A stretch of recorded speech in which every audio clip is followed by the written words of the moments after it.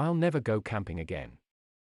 We had all assembled around the campfire ready to die of exhaustion, when I decided we should tell scary stories.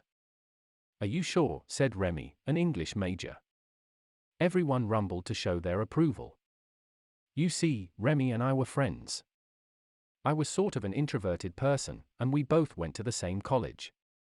She came to me some days before asking me if I'd like to come to a party in the forest with her and some friends, most of whom I was already acquainted with. She insisted that I join them since I haven't been out a lot lately. Knowing me, I hesitantly agreed. They started packing camping supplies during the day, and as expected from college kids, it included lots and lots of booze. By dusk, we left for the trail to the forest, which wasn't too distant from the campus. Among our group, 6 of us to be exact, 3 males including myself and 3 females of misfits, was a girl who everyone found to be flawless. Her name was Becky. Becky always stuck out like a sore thumb. She was always that girl you'd see laughing.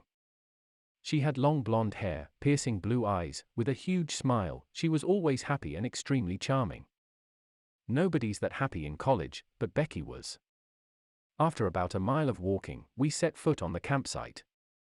It was pitch black until the campfire was lit. After the raging partying started to fizzle out, upon which I asked to tell scary stories. I'll go first, urged Becky. Does anyone know the story of the co-ed killer? You'd have thought that a bunch of college kids would have at least known the history of Ed Kemper. Everyone shrugged, not having any clue. I knew because I watch lots of crime documentaries, but I wanted to see what she had to say about it. Okay. Let me tell you, back in the day, there was this boy named Edmund Kemper, Ed for short. He was a very peculiar boy. Some say he was very handsome. By the age of 15, Ed lived with his grandparents. He hated them so much, especially his grandmother. One day he took his grandfather's hunting rifle and stormed into the kitchen, looked at his grandmother, and bang! He shot her in the head, blood everywhere. Becky's eyes raised with a crazy look along with that constant terrifying smile. She continued, he then put 2 shots in her back. He then went looking for his grandfather, who he killed afterward.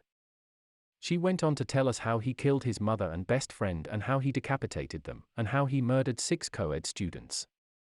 The startling part was how she gave meticulous details to each killing without any change of emotion. She still had that damn smile on her face. I couldn't even remember these details, and I've watched so many criminal documentaries I could be a certified detective. Terrified as hell like everyone else, I insisted we called it a night. Everyone quickly agreed. There were 4 tents. Remy shared her tent with the other girl, Becky shared hers with Chad. He always had a thing for her. I and the other guy shared separate tents. After some time everyone fell asleep. I think. The camp was quiet and ominous. And suddenly there it was, a loud shout for help. The shout could have destroyed anyone's eardrums. We quickly ran out to see who was in trouble. When all 3 of us checked the girl's tent, Remy and the other girl were missing. Chad also said Becky was not in her tent either. We started to search everywhere for them. We then found the girl who Remy shared the tent with. She was dead. Her eyes were wide open. My eyes traveled from her bloody face and stopped at her throat, which had an unending open.